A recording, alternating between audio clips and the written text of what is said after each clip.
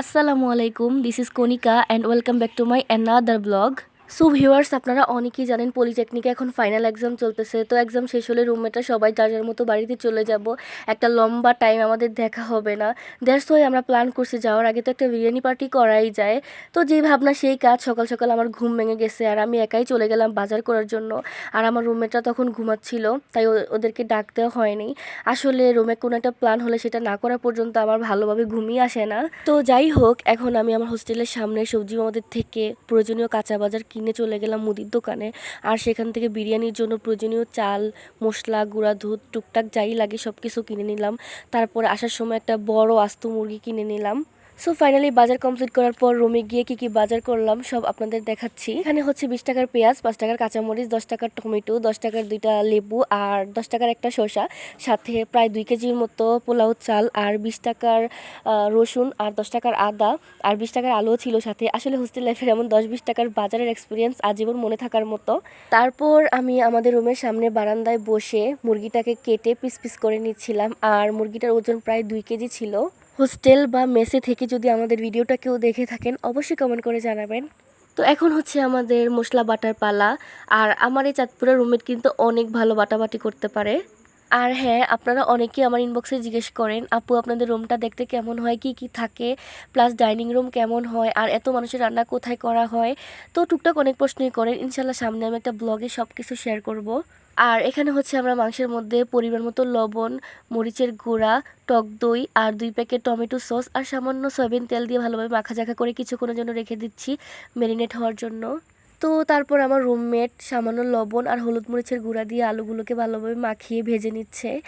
আর বিরিয়ানি বা কাচ্চি হোক, এই আলুটা মিসিং থাকলে কিন্তু একটুও ভালো লাগে না। তো যাই হোক, আলু ভাজার পর আমরা এখন মেন রান্নায় চলে যাব।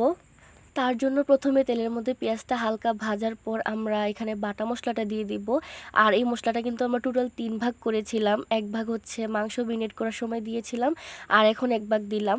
তারপর এখানে মশলাটা কিছুক্ষণ ভাজার পর এখানে লবণ আর মরিচের গুঁড়া দিয়ে দিলাম, সাথে সামান্য পানিও দিয়ে দিলাম। সো মশলাটা ভালোভাবে কষানোর পর আমরা মেরিনেট করা মাংসটা দিয়ে দিলাম। আর মাংসটা থেকে এত সুন্দর ফ্লেভার বের হচ্ছিল, মাশাল্লাহ। তারপর এখানে মাংসের সাথে মশলা ভালো করে মিশিয়ে নিলাম আর ঢাকনা দিয়ে রেখে দিলাম। আর ঢাকনা তুলে কিন্তু একটু পরপরই এটা নেড়ে দিতে হবে। আর এখানে দেখতেই পাচ্ছেন কত সুন্দর পানি উঠতেছে, আমরা কিন্তু এক্সট্রা করে একটু পানি অ্যাড করিনি। তারপর এক পর্যায়ে এখানে আমরা টক দই দিয়ে দিব। আর টক দইটা কিন্তু বাজারে কেনা নয়, আমাদের নিজের হাতে বানানো। আর এখানে রান্না করতে করতে আমরা বিরিয়ানির মশলা আর 2 প্যাকেট টমেটোর সস পানিতে মিক্স করে একটা সিক্রেট মশলা বানিয়ে নিয়েছিলাম। আপনারা অনেকেই জানেন এইভাবে যে কোনো মশলা পানিতে মিক্স করে দিলে কিন্তু খাবারের টেস্ট আরও দ্বিগুণ বেড়ে যায়। তো ভিউয়ার্স, আপনাদের মধ্যে যারা এই টিপসটা ফলো করে রান্না করেন অবশ্যই কমেন্ট করে জানাবেন। তো যাই হোক, এখানে মশলাটা দেওয়ার পর আমরা আরও অনেক টাইম নিয়ে মাংসটা রান্না করে নিয়েছিলাম। আর রান্নাটা যখন এইভাবে টকবক করে ফুটে দেখতে কিন্তু খুবই লোভনীয় লাগে, তাই না বলেন? আর রান্নার একেবারে লাস্ট পর্যায়ে আমরা ভেজে রাখা আলুটা দিয়ে দিলাম। আর আলুটা আগে দিলে কিন্তু একেবারে গলে ভর্তা হয়ে যেত। তো এই তো আমাদের মাংস রান্না একেবারে কমপ্লিট। এখন আমাদের চাল ধোয়ার পালা। ধোয়ার পর সামান্য তেলে পেঁয়াজ আর আমাদের যে 1 ভাগ বাটা মশলা ছিল সেটা দিয়ে পোলাও চালগুলোকে কিছুক্ষণ ভেজে নিলাম। আর হ্যাঁ, সবচেয়ে বড় কথা হচ্ছে পোলাও হোক বা বিরিয়ানি হোক, চাল সিদ্ধ করার জন্য কিন্তু চালের একেবারে ডাবল পরিমাণে পানি দিতে হয়, আপনারা অনেকেই জানেন।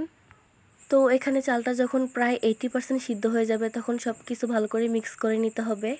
এই পর্যায়টা মিক্স করতে আমাদের একটু কষ্ট হয়ে গেছিলো, কারণ আমাদের কড়াইটা অনেক ছোট ছিল। তাই হোস্টেলে যে বড় বড় কড়াই আছে সেখান থেকে একটা নিয়ে আমরা সব কিছু ভালো করে মিক্স করে নিলাম। আর এখন জাস্ট কয়েকটা কাঁচামরিচ আর পেঁয়াজ বেরেস্তা দিয়ে দিব। সো ফাইনালি আমাদের বিরিয়ানি রান্না কিন্তু একদম পারফেক্টলিভাবে কমপ্লিট, আলহামদুলিল্লাহ। তারপর আমরা রুমে চলে গেলাম। আর এখন হচ্ছে আমাদের খাওয়া দাওয়ার পর্ব। তো আমার কণ্ঠ শুনে বুঝতেই পারছেন যে করুণ ঠান্ডা লাগছে আমার। তো যাই হোক, আজকে এই পর্যন্তই। সবাই ভালো থাকবেন, সুস্থ থাকবেন আর আমাদের পরীক্ষার জন্য দোয়া করবেন।